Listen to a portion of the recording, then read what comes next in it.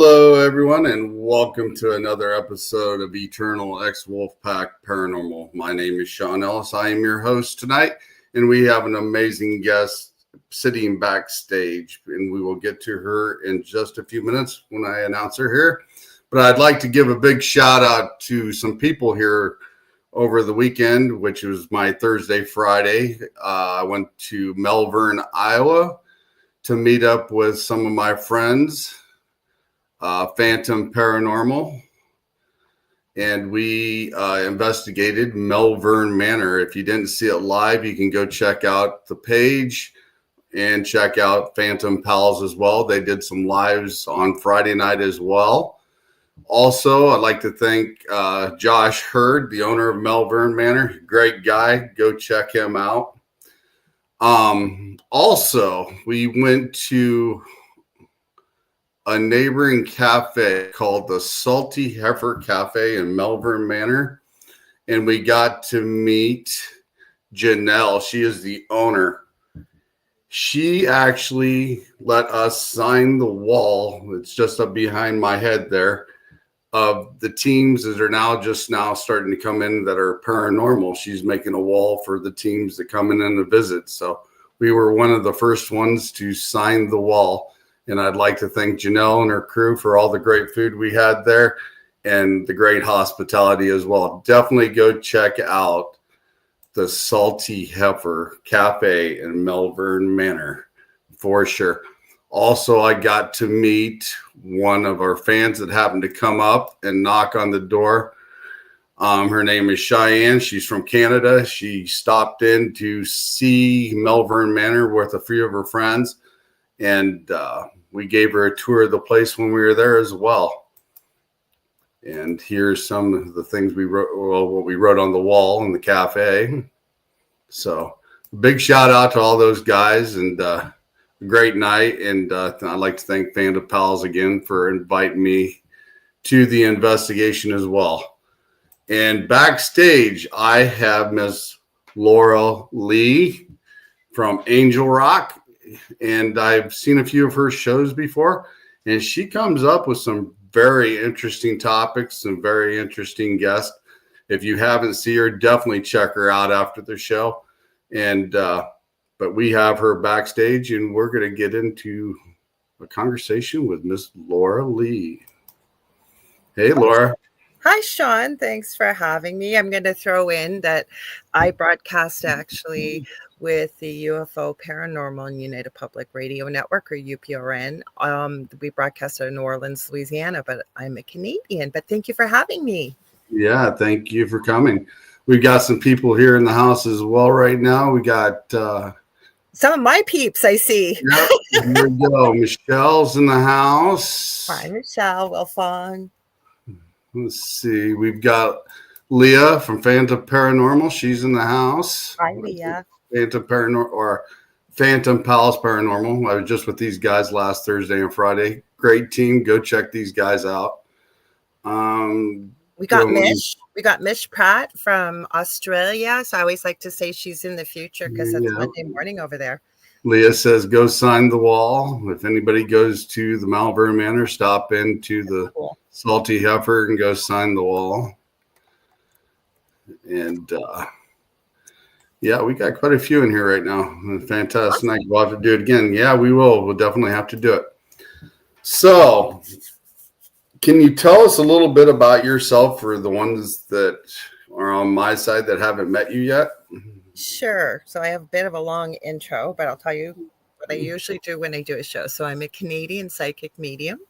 I'm a crystal Reiki energy healer, Akashic Records practitioner, spiritual teacher and mentor, animal communicator. I'm a registered nurse. I'm well-versed in near-death experiences, having had one as a toddler myself, and I've studied them professionally and personally for over 40 years. And I am extremely well-versed in the paranormal. I always say I didn't go looking for it, it found me. And we shared our story on the channel, Travel Channel's Paranormal Survivor, Season 4, Episode 9. It's called Demonic Hauntings. And actually, our network manager, and she has 2 shows on our network, is actually in that episode. I did not know her at the time, but her name is Michelle DeRoche. So that's a little bit about me, I guess. Yeah, that's awesome. I noticed we do got a few things in common with being Reiki, doing energy work, and crystals. That's one thing I actually do as well, is do a lot of Reiki and energy work. And I find it very helpful in the field. What do you think about that? Well, I love Reiki. Now, crystal Reiki is a little bit different than regular Reiki. So the beauty in it is when we do Reiki, and people usually feel much better, even if they don't feel something, and they'll say, "Oh my God, what you just did is so amazing." And I always remind them that no, it's not me. I always call myself the male person, that we're just connecting source, if you want to call it that, the universe, whatever it is, and we're with the energy work, sending the love and light and healing energy. But with crystal Reiki, and I need to make a video. Spirit reminds me Mhm. all the time, and I've been saying this for years, but I actually work with all the main chakras, and you don't have to be in front of me. Most of my clients are distance, anywhere in the world, and so I check the chakras, see if it's overbalanced, underbalanced, or they are balanced, and then I use 15 symbols that go with crystal Reiki, mainly for healing, grounding, other types of energy. And then I intuitively use different crystals and quartz points and either direct energy in or direct energy out to balance them all. And I check them afterwards, and I check their aura for cracks and holes and all kinds of things like that. And then you seal them up with a selenite wand, and then I ground that energy afterwards. So it's kind of a longer session, and I don't know if that's what you were looking for, but yes, I love it. Reiki. I think it's incredible. Yeah, I mean, yes, I use Reiki individually, and yes, I use them with crystals at times. Mhm. And like you said, with the frequencies and stuff, I've even had it where people have said they could actually feel me and my energy inside their chest, realigning their chakras. And Absolutely. that's they just kind of freaks them out once in a while when you do stuff like that. They're not expecting it. When you say, "Hey, I'm going to realign your chakras for you," and then they're just like, "Oh wow!" And then it's like they feel that energy, and it's like, "Whoa." I know when I've had Reiki myself years ago, I had crazy things happening. I remember when I had one session and the person that was doing it, they said, "Holy cow, you got a busy head." And I do. And I swear on my kid's head that when I was laying there, she had one of those Chinese paper lanterns hanging up from the ceiling. The window Mhm. wasn't open. There was no fan, no air movement, and that thing was just swinging and swinging. She was sweating. Like there was a lot of energy movement that day, I'll tell you. Yeah, Mhm. that kind of reminds me of pendulums. When you get around a pendulum and you got that energy, and you're just sitting there, and you can get it to move back and forth, and the wave of the energy. And I've used pendulums before, and I think that's very interesting. And dowsing rods. Oh yeah. Yeah. I call it my stupid pet trick every now and then. I haven't touched base with my guests for tomorrow night. I don't know if they're coming or not, but if they don't, and I don't get to do it very often, I love doing shows on my own. So I show people with energy, and once you understand about it and how to focus it, is I'll hold a pendulum up. I can probably just even grab one, but I'll tell you exactly what it's going to do. And it'll start to move. I'll tell you it's going to move diagonal. Now it's going to stop. Now it's going to turn. Right. And that's the cool thing about it when you use things like that. And like I say, everything's energy Yeah, and the whole world. And once you start breaking it down and looking at it that way, it kind of becomes a little bit easier, I think, to understand, say, when we're working with the unseen parts of the world. yeah. When I was working with one of my new teammates, she had some dowsing rods, and she was using them. And I said, "You want to see something strange?" So she was holding them, and I would take my fingers, and they would follow my fingers. Yeah. And she was like, How are you "Okay." doing that? And she's like, "Yeah." She's like, "How you doing?" And I said, "Okay, now I'm going to hold them, and I want to see if you do it, because I know she can wield energy. I've known that since I've met her." So, hello, Victor. Hi, Victor. Hmm. And so I was sitting there, and I said, "Concentrate on the rods," and she got them to move. Hmm. So I said, "Here's something strange. We're going to try something." I said, "You think of something, and I'll think of something. Has to do with these dowsing rods, and we're going to see what happens." Okay. So, and I said, "Don't tell me what you're thinking." So we were sitting there, and the dowsing rods kept doing this. Okay. And I said, "So what was you thinking?" She says, "I wanted them to move in." And I said, I wanted them to move out. And Oh, that's that's why. why. And she just looked at me, and then I said, okay, you hold them. We'll do the same thing. Yeah. And she's like, whoa, that's cool. But that's the cool part about it, right? Hi, Kirby's 100. That's another one from pops into the Angel Rock a lot in our network. So nice to see all these people piling in, all your people. Yeah, thanks for stopping we're in, everyone. becoming one big happy family. I like that. Effective electronics with my energy. Yeah, we had that happen as well. Mm-hmm. But yeah, I love doing energy work, and the look on people's faces once in a while when I show them, you know, they back up like 10 feet and they can feel me writing in the palm of their hand, or I say, go back a little farther and they can still feel me writing in the palm of their hand. It's like, you're not right. I love that instinct on their face when they look at that. I got a little bag of crystal. Well, I got crystals and all kinds of things on we had a UPRN Halloween Friday night, and a lot of our hosts, because I'm one of the oldie moldies on the network now. And when I'm on with the boys on Friday night and Saturday nights, one of the guys, Sean, his name's Sean too, for whatever reason, you can't talk about Star Trek. And the other guy that's on there, Jay McNicholas, he loves Star Trek. So I didn't know this. And I pulled out, I have a tarot deck with Star Trek on it. All the tools out on Friday night. We were having a great old time, Halloween decks. And so see, like this is like a pendulum. I haven't even used it. So this is my stupid pet trick, you guys. I call it that. So I'm going to tell you it's going to go back and forth. I'll try not to move my arm. Now it's going to stop. Now it's going to go in circles. Okay, diagonal now. And the first time I did that on a podcast a few years ago, I was a guest. People were writing in the chat, oh my God, she's a witch. She's possessed. Oh yeah, it freaks people out when the first time they experience it. And I haven't picked this pendulum up, hand to God, probably in a year. So it's just when you understand about it, and anybody can do it. Oh yeah. Right? And like, I love what you did with this girl with the dowsing rods. Yeah. Because she probably never would have even have tried that in a million years had you not suggested that. Nope. Like I said, I try to train my teammates some of the things that I know. And yeah, she was like, that's just odd. And she said, but I get it. You know, I get it. And I've even I had a teammate call me last night when you sent me a text. And we were talking about the energy, and she says, has your energy been a little strange? And I said, didn't you forget it's Halloween? Yes. I said, the veil was thin all day on Thursday. You know, not Thursday, but Friday. Mm-hmm. And I said, because technically midnight Halloween is Thursday morning. True. Or I should say Friday morning. Yeah. Because it's the beginning of the day. But by the end of Friday night, the veil is closing up again. So I said, that's where your energy's picking back up. She goes, I didn't realize that. And I was like, that's why you're getting those little bursts. I often wonder too, because my co-host, because I do a second show on the network with Carrie Lynn Shellhorn. She has her own show called Spirit Switchboard on Fridays at 6 on UPRN. And we do a show together on Thursdays called Beneath the Hollow Moon. We talk about all kinds of spooky stuff. And I'm a medium, but Carrie Lynn Shellhorn deserves a television show. I am not kidding you. She's one of the most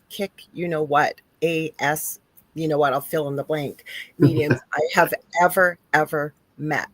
And we talk about this kind of stuff. And it seems like with what's been going on this year, it's almost like the veil's been abnormally thin. And we talk about it even up to New Year's, especially like, and is it collective because people believe that, right? Like, does that add to the energy? Because we almost feel like even up to New Year's, about that time, the veil's still Susan. Mm-hmm. Hi, Susan. So, and it almost feels like the veil's been open more so than what it would normally be this year. It almost seems. And again, that could, Michelle Wilfong, she says she's amazing. Love watching Carrie Lynn. Yeah, she is. She's incredible. And it almost seems like the veil's changed a little bit this year. I've noticed it quite a bit. I mean, about 3 years ago, I had a girlfriend that passed away. Oh, I'm sorry. She appeared to me about 3 days after the funeral, and she appeared in my dining room just right off to the side here. And that's the first full apparition I ever seen. But she showed me how to cross that veil. She taught me how to do it. She says, you're very capable of doing it. So every time, I think about her and close my eyes, I can cross into that veil, go over there, and it's just like a normal conversation, and she'll talk with me. And that, yeah, well, my youngest son, who had severe autism, he would have been 27 in March, and with no disrespect, he was very much like that precocious age of a child that's about 5 to 8. He died in my arms January 15th, 2025. Sorry to hear that. 3 feet away from me, right where I'm sitting.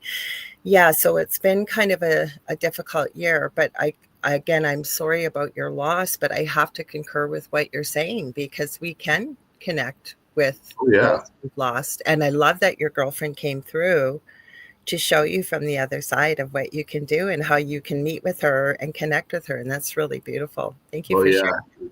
She was always asking quite a few questions right before she passed away. And then I found some other stuff along the way that I wasn't looking for at the time, but after she passed away, I was going through some pictures and I found an image of me in one of the pictures that she took, and I wasn't even there. It was like I was in the back in the cabinet in the glass, and I have it circled, and it's a picture of my face back there. So, but yeah.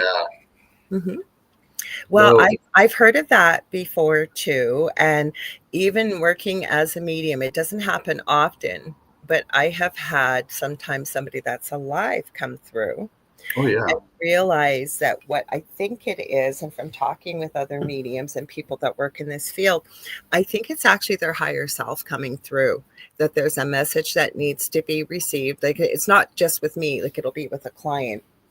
And it's a message that needs to be received, right? And even though the person's still there, it's a really weird experience that, like I said, doesn't happen very often, but it has. Oh yeah. Me and her got into quite a good conversation, and she's like, because her spirit would come to me in the middle of the night saying, hey, you need to have her slow down, because she was working constantly and helping her parents at the time and everything else, just running herself ragged.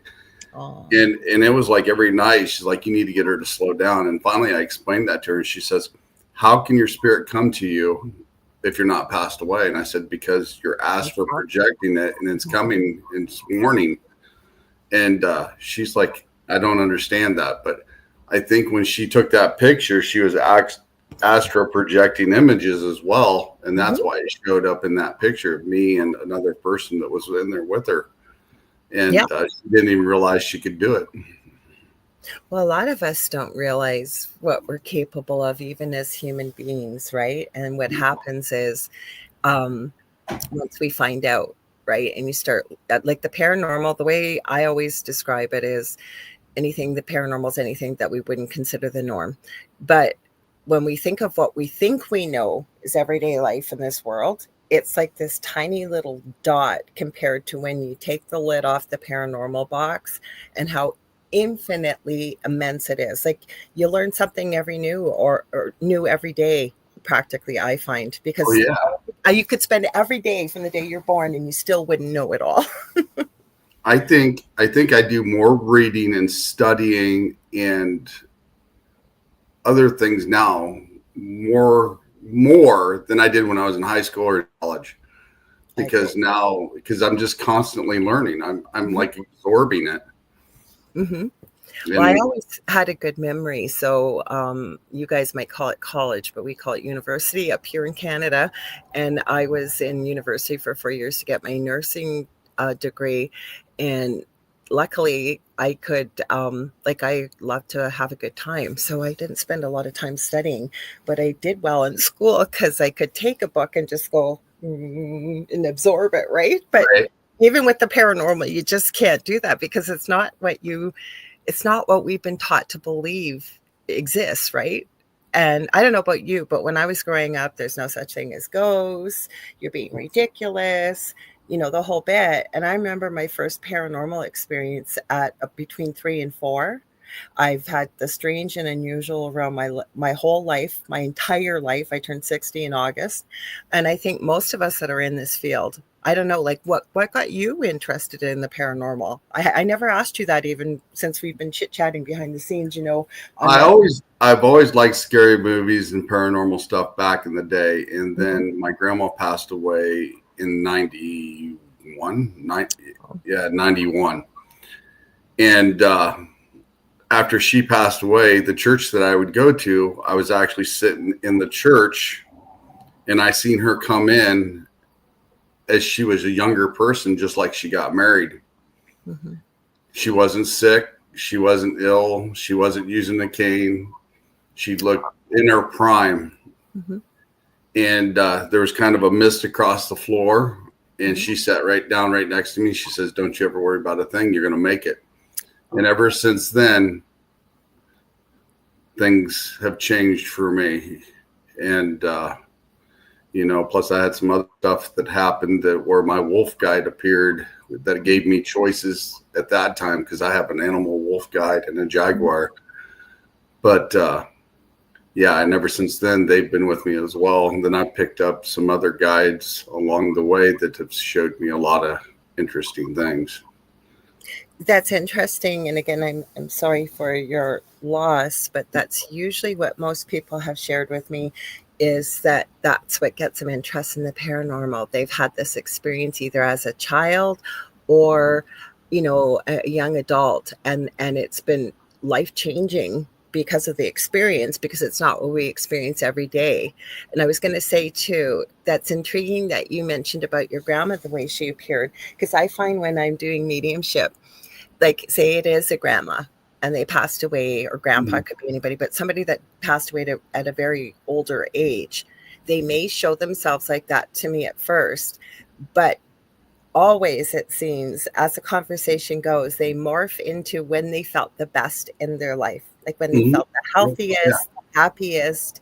Yeah, and it's interesting that your grandma appeared to you the way it sounds like she appeared to you too. And before that, even when I was in high school, I'd have apparitions of things that would happen before they happened. But back then, I just thought it was coincidence. I never really followed through with it the way I do now. But not long after I started doing investigation with the first team I was associated with, and got into the Reiki, I walked up to my mom and I said, "So, how long have you been seeing and hearing things?"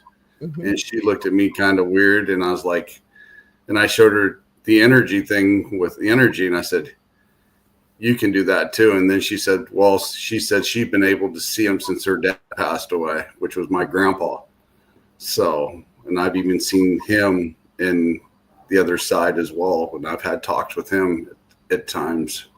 So, but it seems like some of my family members have had apparitions of things to come and what's going on as well. So it kind of runs in the bloodline, and especially me being from the Irish side, and linked to the Druids as well. It's interesting. My dad's mom, so I'm French, Scottish, and English, and actually Métis, First Nation as well. Finally discovered that actually I am Métis. It was on my mom's side, and she had always said, "Oh no, we're very far removed." And my eldest son works with Two-Spirit, First Nations adolescents and First Nation women, and with my brother's son, they traced the family line, and we actually are Métis. So it would be Scottish and English, and then First Nation. But on my dad's side, his mother, good French Canadian Roman Catholic family. Apparently, my grandmother was pregnant every year for 25 years. God love her. But she had 17 children. And my dad was towards like the middle end of the kids. And he always told me the story growing up that his third oldest brother would have been in the early 50s. They used to build cars together, him and his friends. And I guess he was out hot rodding with his best friend in the vehicles they had built together. And the way, if I remember correctly, my dad told the story, it was like 6:12 p.m. or something. And my grandmother stood up screaming his name and saying, he's dead, he's dead. And my dad told the story that my grandfather said, sit down, you're being ridiculous. He's going to be here. And apparently right at that time, my uncle was driving first and his friend behind him, the door opened and he fell out, no seatbelt, and his friend ran him over and he indeed passed away at that time. The police showed up, I think an hour and a half later, to confirm that he indeed had passed away. So it does run on my dad's side as well. Mm-hmm. Wow. Mm-hmm. Yeah. Yep. It's like, it's just amazing if you start backtracking your history and start digging up certain things and how they're all linked to what you're capable of doing now. Mm-hmm. And like I said, I had a Reiki master that got me into the Reiki and opening up everything else. And it's helped tremendously with that. And I've even took shaman classes for the last 3 years now. Mm-hmm. And it does help knowing that side of things, because when I go to the shaman class, I've got access to the Peruvian shamans that are there. I've got access to the Wiccans and learning all sorts of things as well. So to me, it's very helpful learning all those different types of traits, because it does open up the field a lot more to me. Well, I don't know if you met Julie Jean Bassett, because I know you pop in every now and then to my show. She's usually in the chat. She is an animal communicator. And I was looking for a good animal communicator. And I was always, why can't I communicate with animals? I can communicate with the other side. Both my boys could do it.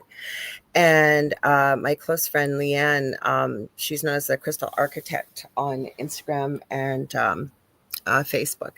I messaged her and I said, hey, anybody who's a really good animal communicator? And she gave me a couple names and I went, that one, Julie. Mm-hmm. Long story short, Julie's helped me with many of my animals. You guys, if you've got a pet that is doing something crazy and you just aren't sure why or how to get through to them, because my youngest son at the time, his cat was like peeing on his bed, like never did this, no health issues. And I was at my wit's end. I mean, I was stripping beds. I had plastic covers on there. It was like, what the heck? Right. And the cat stopped immediately. I found out what the issue was. And literally, any attention was better than none. My son was playing his video games all the time, and she was very bonded to him.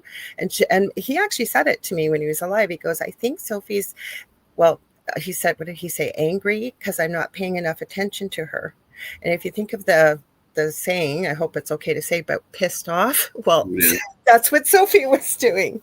Anyways, I took her animal communication course, but she's also a shamanic practitioner. She's trained with Alberto Villotto, a whole bunch of other different mentors. And I'm telling you, that lady is mind-blowing. I had one session with her that was so life-changing.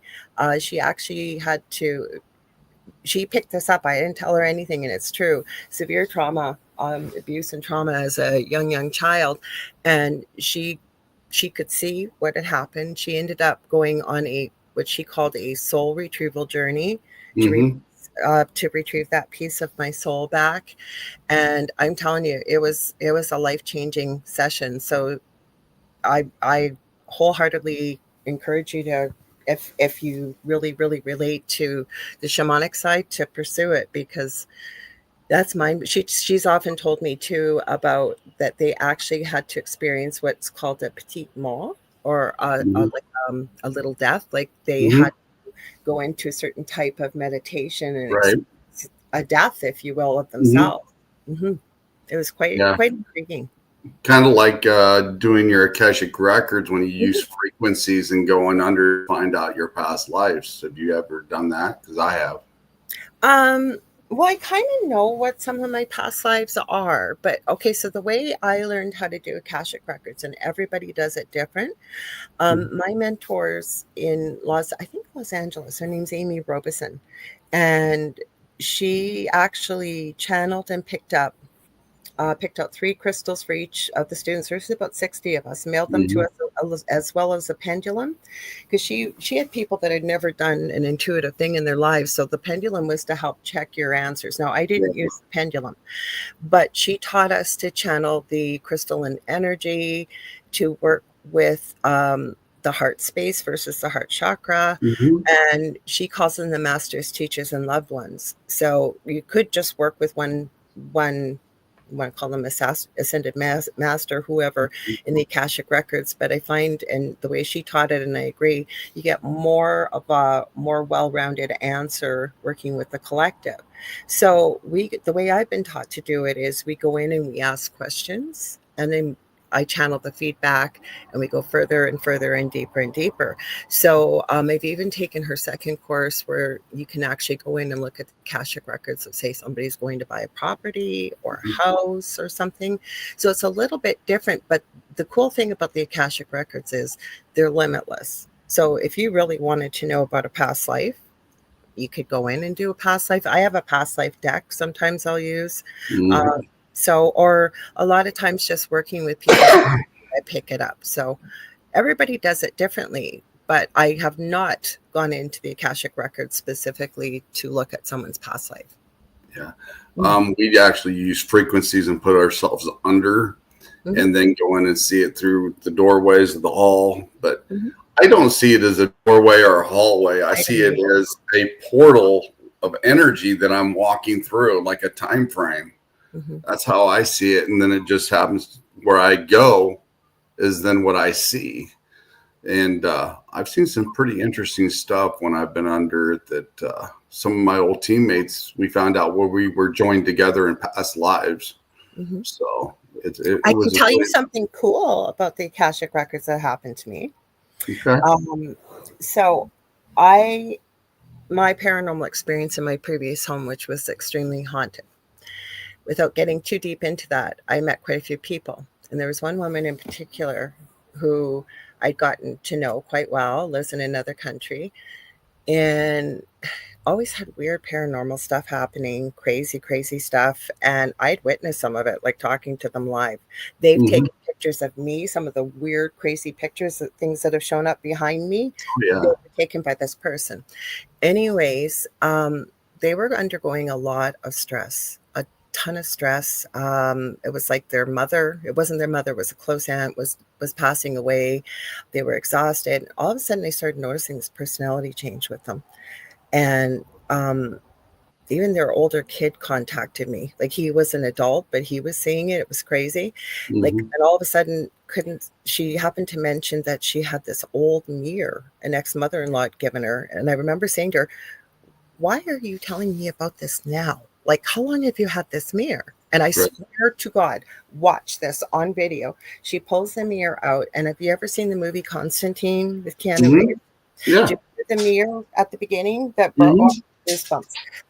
This mirror had a hole in the middle of the mirror. They didn't even know that the mirror looked like this. It was underneath their bed. It was really heavy. It was about 4 to 6 feet long, but they dragged it out. There was like somebody had punched a hole in the mirror, and there was cracks to all 4 of the mirrors. After that happened, this girl, I've never seen anything. If I hadn't witnessed it, I wouldn't have believed it. Could not say the word angel, God, anything with religion. Wow. And I started to really see personality changes. So I know it's a bit of a longer story, but I swear to God, everything I'm telling anybody on here is the absolute truth. One night I was speaking to them because her kid called me and said, something's really bad here. Like, my mom's not even here. And I remember talking to them on the screen. It was their face. Like, it was them, but it was not their voice. And I watched them look at their kid. Their kid was on the ground, screaming, hanging onto their stomach. They had dogs. The dogs were crying, like, just with a look. And I remember looking in the eyes of this person, and oh my God, I never want to see that look of evil again in anybody's eyes. It was absolutely terrifying. It was 3:00 in the morning, my time. They were 3 hours behind me. And I'm thinking, who the heck, like, this was a long time ago. And I'm thinking, who the heck do I know that I can, like, get in on this call or something? Like, I need help here. And because I watched them levitate on screen. No word of a lie. So I ended up calling a friend over on the West Coast. They didn't see the levitation, but they experienced this. I finally ended up getting off the phone. This does relate to the Akashic Records, by the way. And I remember sitting there, and it was about 4:30 my time, and I could not, I just couldn't believe what I had witnessed. I was sitting there in my head thinking, what could I do? And I'm not a religious person, but I'm thinking I just really felt like I needed to pray. So I'm reciting the Our Father in my head, and I swear to God, I get a message on Facebook Messenger, cut that effing SHIT out right now. How would they Mm, know that I was praying? Then right, another half hour later, I got a message saying, it's time. And by this time, I was really PO'd. And I wrote back for what? Never heard anything back. But I just was so mortified and horrified because again, I wasn't dealing with this in my 20s. This happened later in my life. right, And so I'm thinking, what could I do? And so I contacted my Akashic Records mentor, told them what happened. And they were really intrigued actually by this whole story. And they asked, with my permission, could they go into the records and basically cancel or nullify any contracts, any agreements, anything right. I had with this individual. And I said, yes. I swear to God, within the next week, and I'm still friends with this person to this day, like acquaintance wise, it Mhm. was like the relationship just gently melted away. Like nothing, no fights, no arguments, no nothing. So if I was always a believer in the Akashic Records, but for that to happen the way it did, I have no other explanation. This person never got help. I don't know if they still have this attachment or whatever it is with them, but that was one crazy thing I can tell you. But at least I believe in the power of the Akashic Records. I know one thing. They say the eyes are the Oh windows to the soul for God. sure.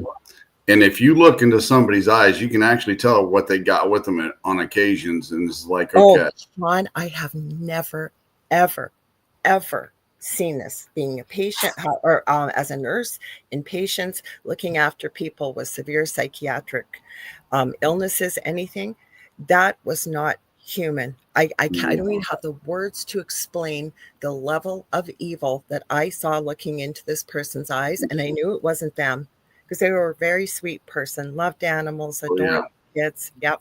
I will never forget that as long as I live. One of Mm-mm. the cases that I was on and that we ended up taking care of it, I actually experienced a 12-year-old little boy, Oh, probably weighed maybe a buck 25 soaking wet. mhm. And me and the lead investigator was upstairs investigating in a spot, and the one that taught me Reiki was downstairs with this little boy and his friend. And he literally picked, a riding lawnmower that has 3 blades is pretty good size. Yeah. He literally picked up the front of this riding lawnmower and Oh was my God. bouncing it like a basketball, like Wow. nothing. And my Reiki master, she yelled up and said, "Hey, you guys need to get down here now." And we come down there, and it took 3 of us to take care of that situation. But he was talking like he was a girl. The spirit was somewhat of a girl. He said, "I'm going to claw you, scratch you, bite you. I'm going to, do something to his stepdad." And I was like, "No, you're not." And fortunately, at the time, I was going through my Menaki rites. And Anubis came to me that morning before all this happened and showed me something to do. And that's what I did to that little boy. And we took that spirit out of him and got rid of it. Wow. Like when you see stuff like that and people will go, yeah, sure you did, right? But I couldn't make something up like this. Like you couldn't either. Like when you see something like this, there aren't enough words in the human language to explain what you're seeing and what you're experiencing and what you're witnessing. Now, like I said, this was many years ago when this happened, what I shared. Um, I could probably do something, but I like to use analogies when I'm talking about a concept. And to me, I always say, you know what? God forbid somebody's pipes broke in the bathroom. Right. Could you probably watch a couple of YouTube videos and sort of bandage them together and get them fixed up? Yes. But I would rather, say if it was myself, call in someone that's fixing those pipes every day, because you know they're going to be fixed properly and they're Right. going to be done the right way. Same thing when I think when we're dealing with things that we don't deal with every day. Nothing wrong with being present with it, but I would like somebody with me. For example, if I was dealing with something like that again, I'm not afraid of it. I'm respectful of it because I have experienced dark, dark, dark, evil, and paranormal in my own home. Right. But and plus, I think there's safety in numbers as well, because I also think it's not like you can go to school to learn how to deal with these things. That I think having somebody more experienced along the way with you is the right way to be able to learn how to deal with things like this, Right. because it's I mean, it's terrifying. Mhm. it definitely sent the pace to me learning both sides of it, the dark side, the light side of it, in order to deal with some of this other stuff. Because I made the mistake, because just getting into this and involved with all the Reiki, the energy work, and everything else, I had a jinn follow me home one time. Oh, good Lord. Not attached to me, but he followed me, and it took me a couple days to figure it out. Mhm. Lost my F-150. The truck locked up, tore up the rear end in it, and 3 days after that, I lost my job. But I happened to be sitting in the bathroom, and I got these solid wood doors. My house, the grain in it was changing constantly, like a picture. I have heard of that before. And I'm like, wait a minute. I got to get my bearings, shift the lights around, make sure it's not a reflection. And every Because time, you're blinking, going, what's going on with my eyes? but it was showing me pictures of Solomon's castles in the wood grain. And then when I went to my bedroom, I didn't even have a dog at the time. I was hearing a growling sound. Oh, And I'm yeah. like, what the hell? So then I was looking at my cabinet door that I keep my clothes in, and I seen a face on that. And I took a obsidian stone, pressed it up against it so it wouldn't move, and it stopped shifting. Well, then I summoned another jinn to come get rid of it and told him to go the hell home when he got done. And there's a spot I buried across the street next to a sign that don't grow any grass, about that big around. No, I believe, and I'm glad that you brought that up about you summoned a jinn, because when I was going through what I was going through in my home, I didn't have a family doctor, but I had a great doctor. I would see at a walk-in clinic all the time. And she was from Pakistan, and we got to know each other very, very well. And I eventually told her what was going on in my home. And she said, Lorilei, why didn't you tell me about this before? I said, because I didn't want you to 5150 me and lock me up. Anyway, she ended up talking to me. She goes, well, we call those jinn. And she said, you might call them genies, but she said, they're kind of like angels and demons. There's good and there's bad. She actually, I tried it at the time. Like I was beside myself. That's why I've gotten so knowledgeable with the paranormal, because it became like, no word of a lie, I don't sleep a lot and I'm a night owl. I was like 18 to 22 hours a day researching, talking to people, because I couldn't figure out what the heck was going on in our house. So she had given me some Islamic prayer to play. I did. It didn't help, but I was very grateful that at least she tried, because she told me when she was a little girl growing up in Pakistan, she said we had a jinn, and she said, I still remember there was pillows flying all around the house. There was all kinds of stuff. So when you said you summoned another jinn, because there's not all just evil jinn, because that's what there's like four types, and one's like every day this minds their own business, one's a practical jokester, one likes to cause chaos, and the fourth one don't mess with any of them. It's like, okay, I'll but make sure you send them back home. You don't want them staying around. But yeah, there's a spot across the street about that big around, don't grow grass anymore. That's where he's been for a long time, and I put salt on the top of him, and I'm sure with the rainwater and the salt, he's finally dissipated, but I always know where I buried him at. Well, it sounds like he might be bound there too if there's no grass growing. Yeah. So it seems like when I come across things like that, now that Solomon, he made an appearance as one of my guides as well. So that's interesting when things like that happen, because I've got some very good guides like Anubis, Solomon, Hecate, Basset, Egyptian magic stuff. And it seems to work. And that's the main thing, right? You have to find what works for yourself. And, that's part of some of the things I talk about on my show or off air too, is I believe all of us have these abilities, right? Yeah. And for whatever reason, growing up, as we start to grow up and you get told it's all your imagination or it's just coincidence or whatever it is, a lot of us forget, because besides studying near-death experiences, I really, really am passionate, and it might sound a little bit morbid, but looking into young children that remember their past lives, and the facts have been verified, right? Mm-hmm. So I also truly believe when I'm helping people with the paranormal, I have a questionnaire, and one of the first types of questions I ask them is, do you have young children and or pets? And if so, what are they doing? What are you seeing with them? Because I truly believe young children, usually up to about the age of 3, maybe 4, can see spirit and communicate with it. Oh, yeah, most definitely. As well as others. And I think they entice them to about the age of 12, because I've come across some things that I've studied. After you turn 13, you're actually classified as an adult in the spirit world, because the fact is you should know right from wrong by that time. But they seem to want to entice you all the way up to that point, because you still have that naiveness to you. Yeah, that could be a point. I'm just thinking as you're saying that, though, and it's always, I also follow true crime. Like I said before we came on here, there's a lot of things I follow that I don't always get a chance to talk about on the air.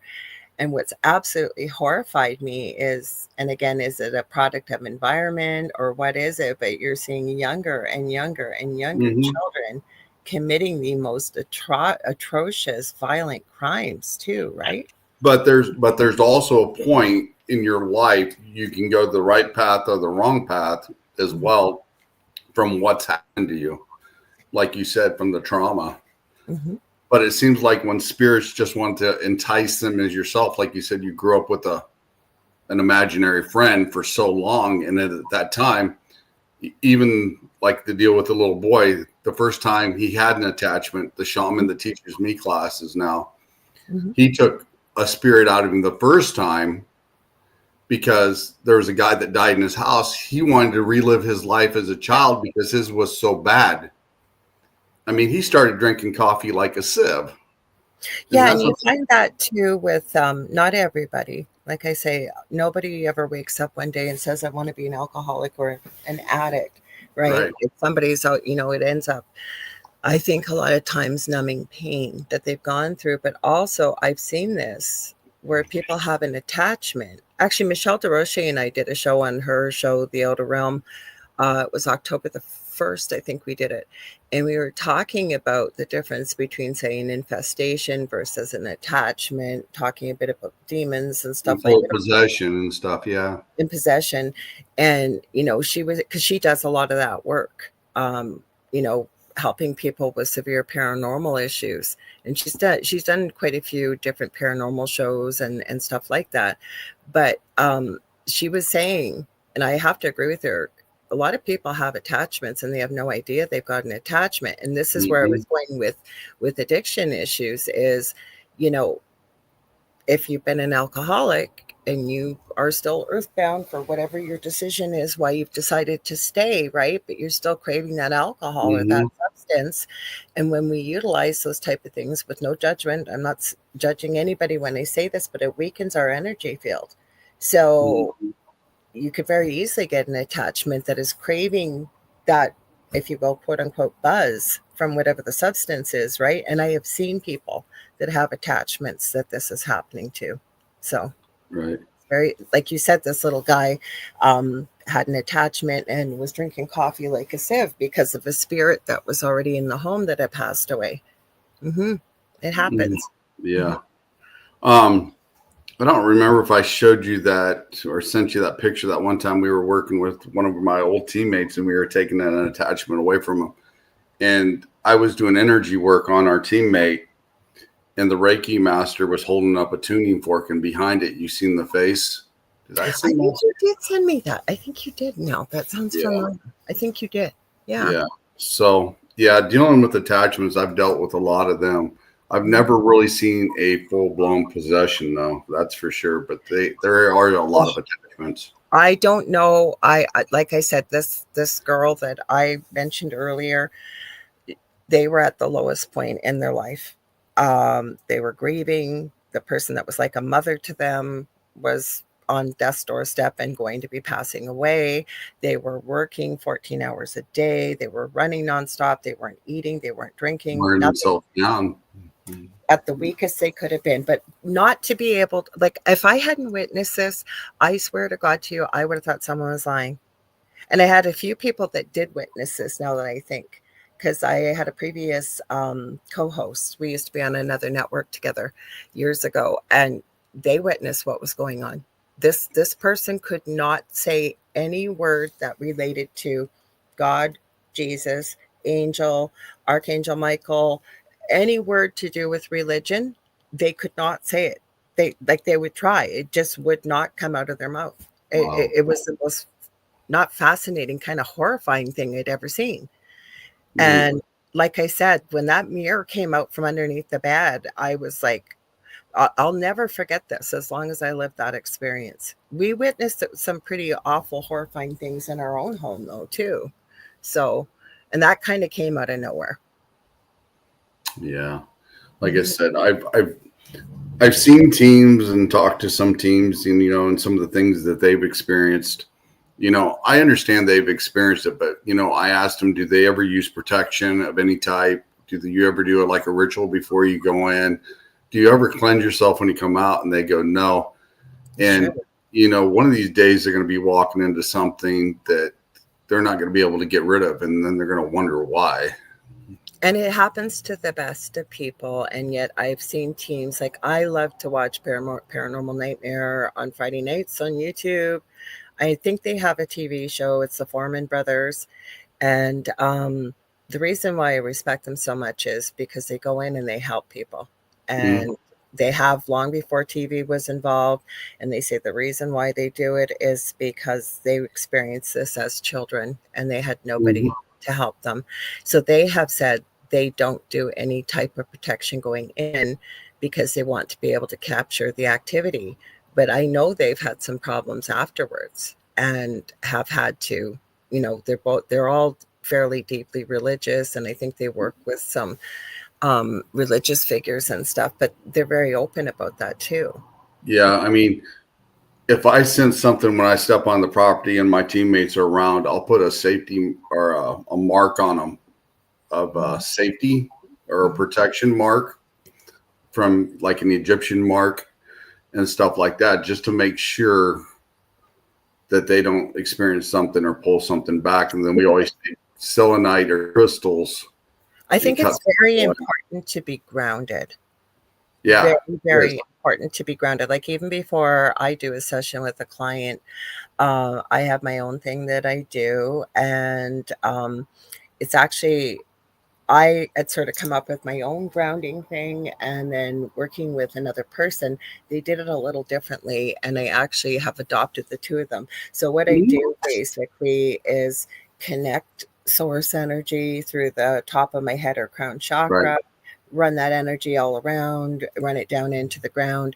But it involves almost envisioning, if you will, a cloud of or tornado of energy around me as well. Like, if I know I'm going to be going into something very dark. And then I usually just work with spirit too. Like, even like when I mentioned about the crystal Reiki and grounding people, usually if say people come regularly, and I do have some regular people, the grounding session is always different every time, because I just sort of go with what spirit gives me, what I see, what I feel, and go from there. Yeah, it's kind of like how my Reiki master explained it to me. It's one of those natural instincts that you've been taught to in your past lives, and why you do the things you do them, and what works for you the best. So, well, I had a confirmation of one of my past lives by two people that never met each other. And it was on my previous network. I have no copies of those shows, and I wish I did. Mm. If you want, I can share that with you. It's pretty interesting, this story. Do you want me to share it? Sure. Okay, so what happened was, I used to be involved with a larger group on Facebook, kind of a spiritual group, and there was a younger guy there, and I was kind of mentoring him. And then we were talking one night on, I don't know if it was Skype or something, and he goes, "I know you." And I said, "Of course you know me. Like, we're talking right now." He goes, "No, I know you." And I never ever say to someone when they tell me something, "You're full of it," because to me, I believe the truth will always be revealed. So he Mm-hmm. told me about a week before that he had a life as an angel on this planet. Now, I'd always been told that angels were never in human form. They can never do Right. this. I just heard the story. So he proceeds to say to me that night, "I know you," like I said. And I said, "What do you mean?" He goes, "Do you know who Lady Titania is?" And I go, "No, I think it's either Midsummer Night's Dream or Macbeth from Shakespeare." He goes, "Well, she was queen of the fairy realm." He said, "You were her sister." And he said, "You were a queen as well." He said, "You weren't necessarily evil, but God help you if you messed with me, apparently. Mm-hmm. I would unleash all hell unholy." And he described me, and he said, "You were tall, you had long black shimmering hair almost down to the back of your knees." He said it would have rivaled any shampoo commercial. He said you had the most silver colored eyes almost. And he said you always wore a crown of black, um, like thorns and what have Mm-hmm. you. Anyways, he told me all this, right? And as soon as he said this, he goes, "I used to call you Maeve." And I said, "No, my name was Maven." And it was like I knew right away. That night, I loved to draw. I'm very creative, but I hadn't done it in years. I sat down and I drew kind of like a Pegasus unicorn, like in Mm-hmm. about 35 minutes. It was that quick. And I knew instantly what this being's name was. It was Chloe. This was not my familiar. This was not my pet. This was my equal. We worked together. Mm-hmm. Fast forward to my attunement for crystal Reiki with my Reiki master. Right. And she lives in the States. So we had taken the course online, and she said, "I'm going to be attuning you this way. I need you to meet me in a meditation when I give you the appointed time. If you're not there, I will know." So no, mine was supposed to be on a Friday night. I never do this. I fell asleep. And I woke up right when she finished, and I messaged her and I go, oh my God, I fell asleep. I'm so sorry." And she goes, "Don't worry. When you listen to this, it'll be the perfect time." This was 5 days later, Tuesday evening. And I'm sitting there, and this was my old house. And I'm thinking, okay, I'm going to listen to this recording. And I'm thinking, what should I sit on? And I thought, oh, I just bought this really white, fluffy unicorn blanket because I love unicorns, Mm-hmm. fairies, all Right. this. Put on the floor. I had my hair, it was different color, it was all tied back around the back of my neck. I had crystals all around me. And I'm listening to this attunement that was recorded 5 days earlier. And my Reiki master says, "Oh, I see you sitting. Yeah, you're sitting on something white and fluffy." And she says, I still have the recording too. She says, "There is crystals all around you." She goes, "Yeah, and your hair. I don't think I've ever seen you wear your hair like that. It's all tied up at the back of your neck." And I almost came out of the meditation listening to this. Okay. So there's 15 symbols to crystal Reiki. And she's going through each one and tuning me to them. And then it goes, "I don't know what it is about the seven-pointed star." She goes, "Your higher self just took that, slapped it on your third eye, and she said, now I'm seeing it." And she describes me exactly the way this kid did. You're wearing this black crown of thorns. You've got this black shimmering hair, describing my eyes. Okay. So we go through the rest of the attunement. And then she sends me she goes, "This made me think," she goes, "this attunement of something." And she goes, "I didn't even know I had this in my office." And she sends me a picture, no word of a lie, of a fairy with monarch wings, a fairy statue. Right. These two have never met each other. They've never talked. So how does that happen? Well, like I said, we find each other that Mm-hmm. we have similars, and that goes back to the old saying, Mm-hmm. birds of a feather flock together. So as soon as you find your flock, But to me, that was You're in confirmed tune. for me to have one person tell me. I knew what my name is. I never heard the name Maeve, and I knew it was Maven. And then the hair, the black thorn crown, and then my Reiki master a couple weeks later doing my attunement 5 days earlier. I'm listening to it on a Tuesday night, and she basically confirms everything this kid told me. And then what you were doing that night as well.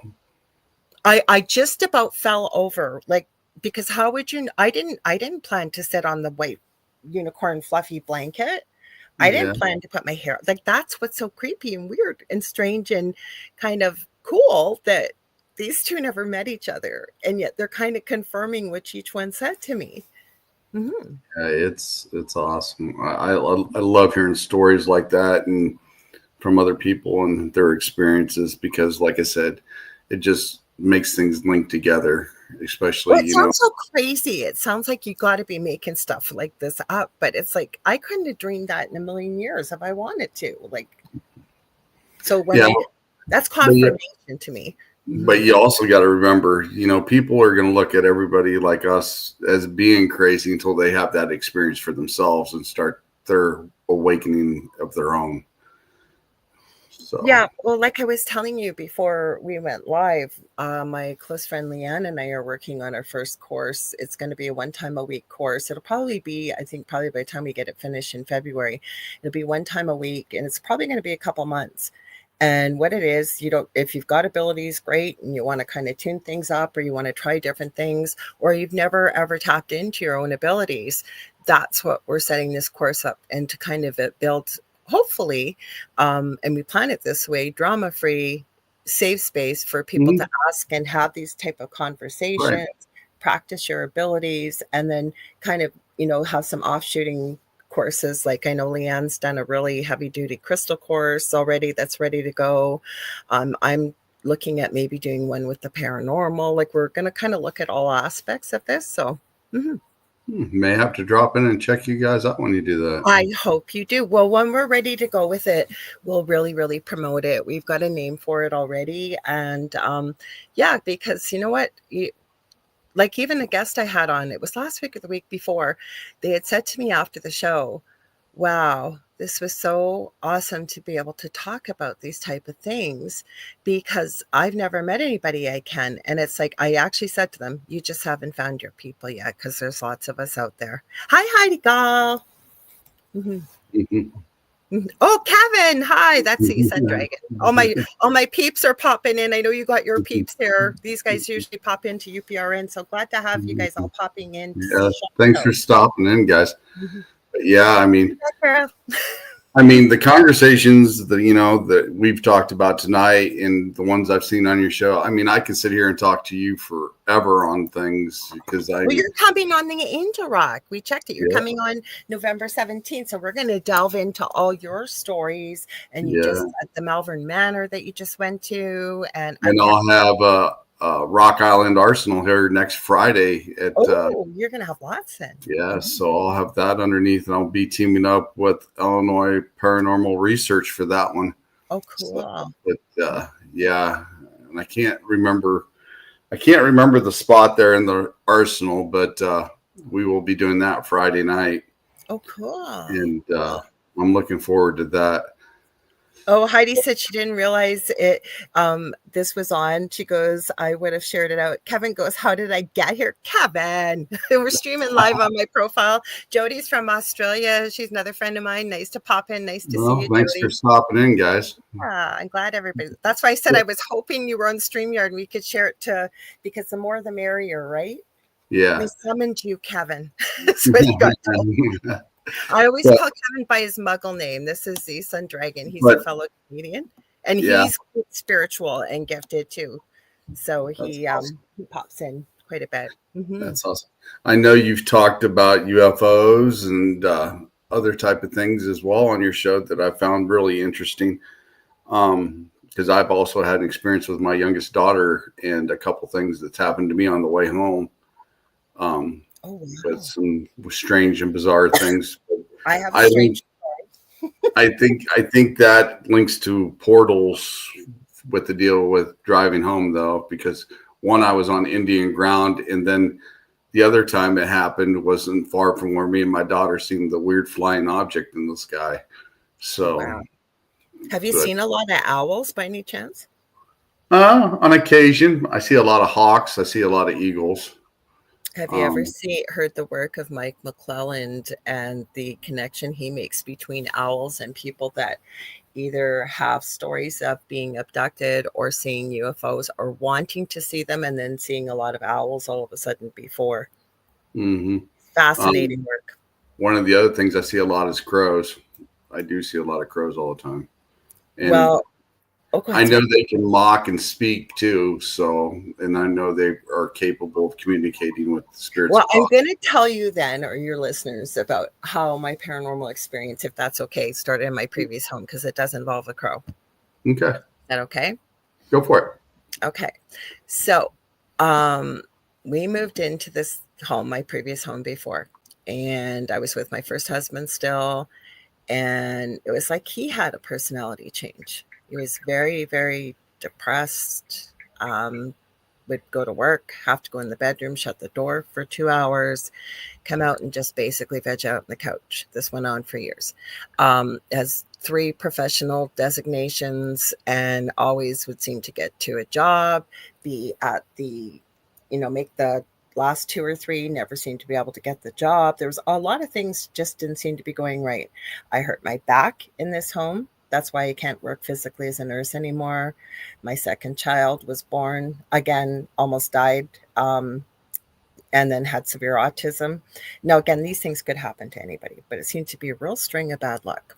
Mm-hmm. And it started little things like, your keys. Everybody's got their keys usually in one spot, right? And you'd be getting Right. ready to go out, see your keys on the shelf, bend down to put your shoes on, stand up, the keys are gone. Looking all around the house, where the heck are the keys? Guess I'm not going out. I must be going crazy. Then maybe an hour or two later, you'd go to pick up the flyers, the mail, newspapers, whatever, and there's your freaking keys. Exactly. Mm-hmm. So at that time, I was pretty well bedridden with my back, but I could get up. So to keep myself busy, I was making a lot of pet accessories and things like that. So the night before this all happened, we had heard about The Secret, the book The Secret, and this book had Mm-hmm. documentary had come out. So my Mm-hmm. ex, his name's Earl. He doesn't care if I say his name. He's kind of part of the story. So we had watched The Secret, and the next day I went out and I went to a bunch of local businesses, and I was talking to them about some of the things I was making, and they're all saying, "Oh, well, we'd love to sell those for you," but nobody wanted any commission. So I remember going home and saying to Earl, "Oh my God, I can't believe this. Like, I went to about 4 local stores today. Everybody wants to sell my stuff for me, but they don't want any commission from it." Mm-hmm. And so he laughed. He looked at me and he laughed. He goes, "Well, maybe it's a secret." So that night I go to bed and I have a dream. And there was a tree in my front yard. And there was this tree there, but I was outside. This dream is like it happened 10 minutes ago, and it has to be at least 17, 18 years ago when this happened. And I look up and there's a man sitting in the tree.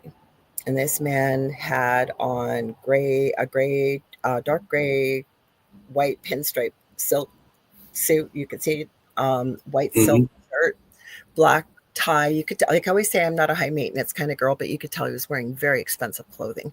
So Right. as I'm looking up, I see his face, and he's got this very short, clipped, all in one piece beard, mustache, and goatee. His hair is pitch black, and it's all slicked back and cut straight across the back, just below his ears.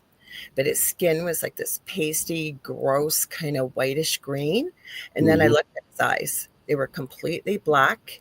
And as I'm talking to him in this dream, they're flipping between completely black and flame. And I said to him, "Who are you?" And he said, "Hello." And he goes, "You know that little business of yours that you've got?" He goes, "That's nothing." He goes, "I can offer you wealth. I can offer you fame. I can give you everything beyond your wildest dreams. All you have to do is agree to follow me." Now, Mm-hmm. it's not podcast or radio friendly what I told this thing to do in the dream, but I said in no uncertain terms to get the you know what out of here. And I kept saying, Mm-hmm. "Who are you?" And then he proceeded to say, I'm a demon. And I said, then he told me his name. I didn't even have to ask. He told me what the name was. He then spelled the name for me, and that I had had enough in the dream again. And I told him again, much more emphatically, with many more cursey words, where to go. And Right. he started to laugh at me. And he was waving his finger at me like this, going, oh, no, no, no, no, no. Every time you see a crow or a raven, you'll know who it is. And I remember in the dream calling on Archangel Michael. I don't have words to explain how brilliant these colors were. I saw this flash of sapphire royal blue, silver, and white. I woke up shaking, crying, and in an absolute sweat. And I don't do those kind of things. Afterwards, all heck did break loose in my house. But the interesting thing was being raised Roman Catholic and being forced to go to church and the schools. I say I'm a retired Catholic. And, anyways, I looked for this name. I had never heard this name before, and I'm not afraid of the name, but I know better than to be repeating it openly on air. Anyways, I could not find it. The girl I told you that I helped, Mm-hmm. before all that happened, she had messaged me and said, I had a dream and was given a name. Do you know if this is something evil? And I just said, well, that's not my field of expertise, but let me have a look for you. There, 5 years later, what do I find? The name this thing gave me was spelt exactly the same way. Um, the animal form was a crow, and it was described in the book, or it was actually on a web page, as one of the first 40 from the fallen angels created. I don't know if it was or it wasn't. Interesting. And all heck did break loose in my house. Well, the one that the little boy I described to you that was doing the lawnmower thing, I'll call that what we dealt with that night, Mr. B, if you know something that starts with a B. Know many of them with B, but yeah, I have an idea. No, this name is not common. It's short, and it's not the one that starts with a Z, obviously, because that's a short one. No, and I'll tell you off air what it rhymes with. And the reason why, for anybody listening, all it does when you say its name, you repeat it, you spell it, you just give it more power. Same Oh thing with yeah. fear, anger, depression, sadness, anything low vibrational. That's what it's looking for. That's what it feeds on. Mm-hmm. Oh yeah, definitely so. And I've had stuff come over the ovulus where they've laughed at me, and then till I summoned a certain person, Mm-hmm. and then the laughing stops. It's weird. We I had mean, four main entities. I think I've sent you the EVP recordings. mm-hmm, And I never ever communicated with it. I was always told not to, but I used to call into my friend Jason Bland's show, which is on Sunday nights here, actually on Facebook and YouTube, Paranormal Soup. It's at, mm-hmm. I think it's 10 p.m. Central, 11 p.m. Eastern, till about 1 a.m. Central. Um, I called in because he used to do ITC nights, and both of them it was during Halloween. But I shared both of these on publicly as well. Some of the pictures we've taken. It was 2017, and I actually thought I'd missed the Halloween show. I was watching actually a Lincoln Park Memorial concert, and I went, "Oh crap, I missed Paranormal Soup," because I used to go every week. Right. And I thought, "Oh, I'll just pop in and say hi." And Jason was on the previous network that I also was on, and he had gotten an extra half hour to go longer. So I was the last caller of the night. You guys, if you hear this recording, it is the most intelligent, creepy thing I've ever heard. And there is one phrase that comes in on there, because I know Jason put subtitles on it for people, but um, I don't know what it is. I don't know what language it is. I don't know if it's reverse. It's a male voice coming through. Mm-hmm. But it is definitely intelligent, and I will call it a Class A EVP that was recorded, and it's pretty damn creepy. Yeah. Wow. Mm-hmm. Yeah, like I said, it's amazing. Like I said, until you experience these things yourself, and then like what me and you've talked about tonight, and knowing some of the things that we've crossed and had to deal with them, and people just look at us Mm-hmm. like we're crazy, but until they experience it themselves, they'll never understand it.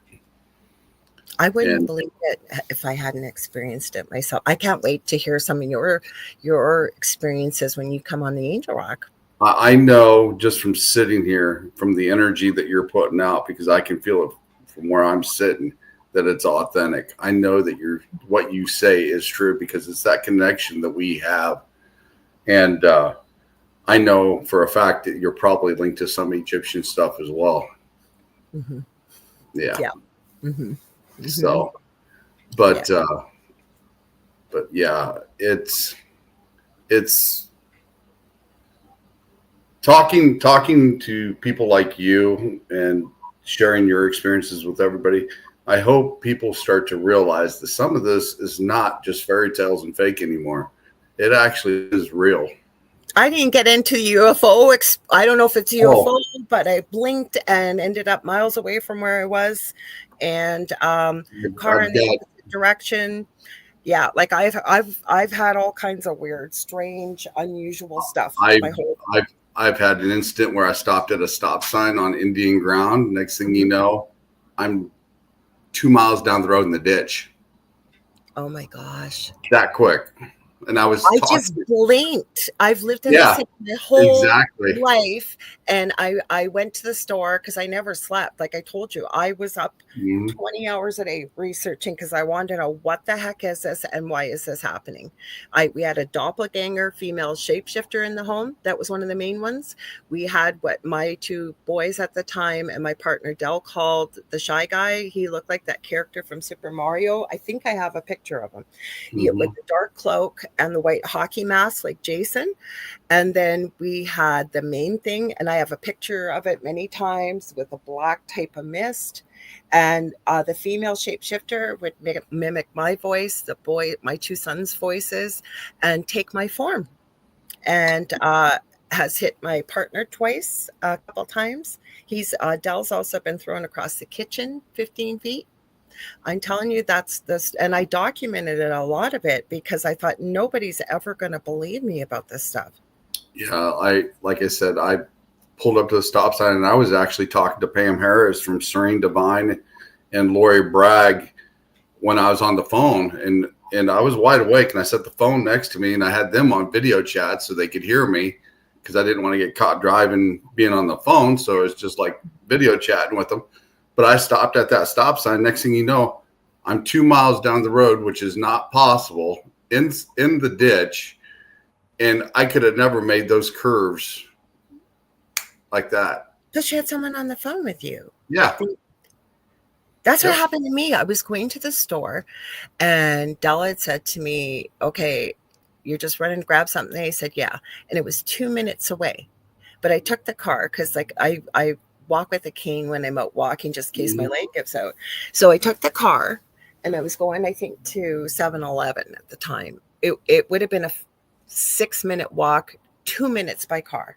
So Mhm. I'm going towards the store. I'm going to turn the lights red, and I stop and I blink. And when I open my eyes, hand to God, my phone is ringing. I don't even know where I am. I am out in the country, like, and my phone's ringing, and it's Dell calling me, going, "Where the double HE or the HE double hockey sticks are you? Like, you've been gone an hour and a half." I said, "What do you Mhm. mean an hour and a half?" He goes, "He thought I got in an accident." He goes, "Where are you?" And I had to say to him, "I don't know." He goes, "What do you mean you don't know?" And he was really worried because I hadn't had a lot of sleep. It only had like an hour's sleep, right? So he was thinking, Mhm. God, did you get in an accident or something? I said, I'll call you back. I was actually surprised I got cell service, and I still remember the building that I ended up beside. I've never seen it since. It was a building like a half circle. It was abandoned. It had all these windows on it that were all smashed out. Mhm. So I was way out in the country. Like, how did that happen? Like, I blinked and opened my eyes, and that's where I was. Yeah. Um, your friend here says she's experienced time slips. I've done that as well. I've actually been talking to Gwen and texting her on the phone. Like right after lunch one time, I was sitting there texting her. She was asking me a question, and it was right after lunch. So it was like 12:30, 1 o'clock. Well, 1 o'clock was when it was because that's when our lunch is over. I was sitting there texting Gwen, finishing up the text message. Mhm. And next thing you know, my coworker comes in and says, "What are you doing, Sean?" And I'm like, "What?" He says, "Time to go. It's 4:30." Oh my gosh. that quick. Not only did I experience it, Gwen experienced it at the same time when we were texting. Oh my The gosh. craziest thing that ever happened, but yeah, that happened to me and Gwen at the same time. Wow. Because Kevin, so your son Dragon said we lost time driving too. Mm-hmm. And that girl says that time we drove for hours, but gas gauge never decreased, never moved. See? And so, Yep. like, look at there's people here explaining their own experiences. You've had it, I've had it. Now, Mm-hmm. Joe Montaldo, who owns UPRN, also is a big part of ICAR, which is International Center for Alien Research. So I think it's icar.net as a website. You can go there, and he's been doing a 20 plus year study of people that have Rh negative blood, green eyes, and red hair with UFO experiences and abduction stories. Because according to his research, like he's done a lot of Ancient Aliens and shows like that. Mm-hmm. Right. He says that up to 70,000 years ago, those three attributes never existed in the human genetic profile. So where did it come from? Now, I don't have those things, but my Same. mother has all three. Yeah, and I'm blonde hair and blue eyes, but I know there's been some studies on that as well. Mhm. But one of the last things I had with the time slip too is I was coming back from a friend's house and I'm driving down the interstate. Next thing you know, I'm looking for the exit sign because it says just a couple miles up the road. Mhm. I'm sitting here driving. Next thing you know, everything around my car just goes black.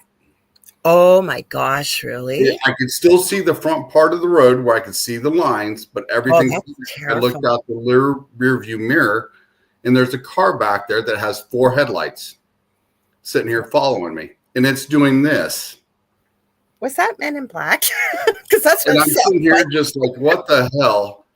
So I'm sitting here and I keep looking for my exit, and where my exit is lit up like a Roman candle. You could never miss it because there's a Wow. hotel, everything else.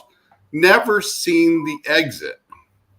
I end up clear past the next town, going into another town before that dark, misting black light leaves my car. Wow.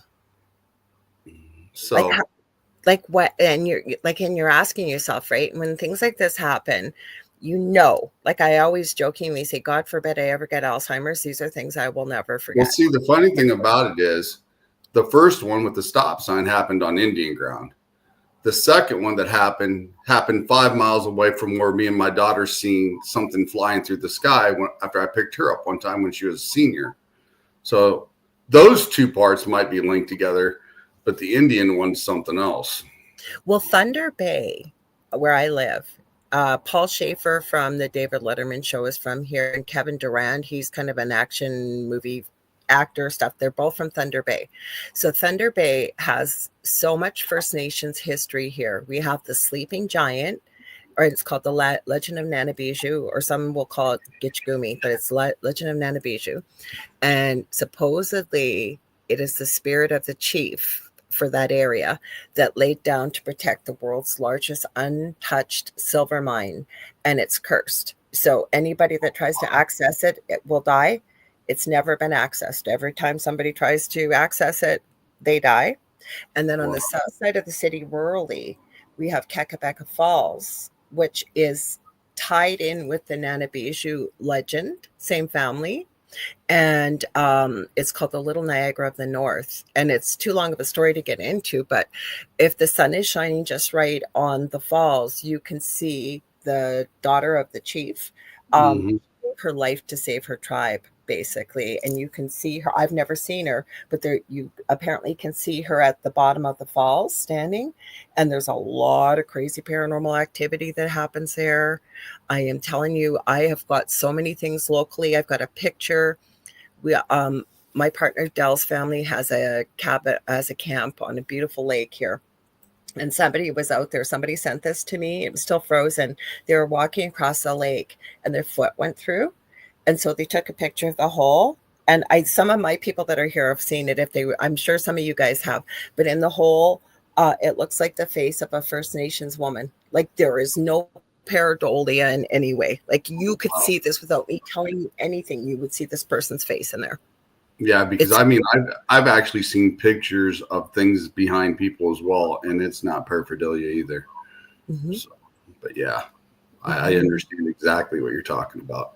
That's how I originally got on the first paranormal team. Is I would go through some of their evidence, their videos that they were doing, and I'd send it back to them. And I was like, "There's something here," and they'd look at us like, "What?" They check it out. And it's like, "Yeah." So that's how I actually got started being on an actual team, and then meeting my Reiki mentor and stuff. So that's how that kind of fell into play. Go ahead. Sorry. Oh, I was going to say, we're about 4 minutes. I figured we might be. That's in an hour and a half. Time has flown, and I have another show I got to produce after this one. And I could go on and on with this. So, I mean, we'll continue. Do part 2 on my show, and then I want to hear all your stories. Well, yeah, just ask me which ones you want me to talk about, and we will definitely do that. And we're definitely going to have you back on the show, because thank you for having me. There's other things here, because I know you guys have touched in on the Federation of Lights, which I've seen things about, and Andromeda, the Dogman, Bigfoot, more Draconians and stuff like that. So I mean, I've seen some stuff like that as well. So maybe we'll just have to team up and just do one big show one night, and that would be a lot of fun. Even get a few of your friends here that's making some comments to come on, and they'd probably love that, wouldn't you guys? I'm sure you would. I'm sure they would love it. I have to say this, Sean, we have the best audience, and 85% of our audience, because UPRN broadcasts to every country in the world, they're audio only. But this crew here that shows up, they support so many of our shows, or if one of us is live, and just love them so much. And you have such a great audience. I've seen the comments they've made too, so that'd be a lot of fun. But yeah, we should do that, because like I said, we've got a lot in common and a lot of things we could discuss, and we haven't even scratched the surface, because there's like a little list I wanted to, but we got in on the stories, and I know that we've got similar aspects and experiences. It's just, I wanted to hear it. So, and I can't wait, like I say, and people relate, like listen to all the stories, or when we're reading this, the comments people are making. And you know what, I think that's great. Jody just said she'd love that show if we did that and had people on, because people relate to it, right? And it's a place where they can share their experiences too. Oh yeah, most definitely. Like I said, I knew this would be an interesting show, and I do greatly appreciate you coming on tonight, because I love talking to you. We're going to definitely have to do this again. For me too. And like I said, I've stopped in on some of your shows after I've got done with mine, and doing some stuff for the network and stuff for my network, and the conversations you guys got, and I can relate to a lot of them too. So it's definitely. We'll stream to your audience on, you guys, if you can, if you're listening. So Sean's going to come on my show, The Angel Rock, on November 17th. It'll be 5 p.m. Central, 6 p.m. Eastern. And we got the same option that you can stream to your peeps too. So we can have them all join our crew over here too. All righty. Sounds like a good time. And we'll definitely continue the conversation, and maybe even go on to a part 3. Hey. I love talking paranormal. I love talking about anything. So I enjoy it. I love meeting nice people, like-minded people. So thank you for having me. Yeah, like I said, I do appreciate you coming on and taking the time, and thank you very much. And just here in a few minutes, we're going to have Len Dorham. He's going to have part 2 of his show from last night. I'll help produce it. So, Laura, thank you again. Thank you, everybody, for stopping in. I appreciate everything you guys do and all the support as well. And check out Friday night when I will be at the Rock Island Arsenal. I'm going to put that in my brain, because I'd love to watch a live investigation. So the last one that I had was on our channel as well. You can go back and go on the Eternal X Wolfpack Paranormal, and you can find out what we did at Malvern Manor. And when we get through some of the evidence, me and Phantom Pals will have a special show during the week, and we'll discuss a bunch of stuff there as well that happened during the day and that night as well.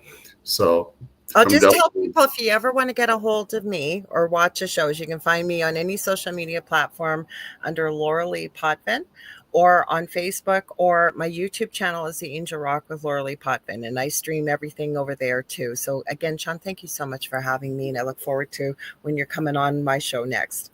Yep, I am looking forward to it as well. Definitely check out Laura and Angel Rock and all the channels she just mentioned. And everybody have a great weekend. Have a good one. We're out of here.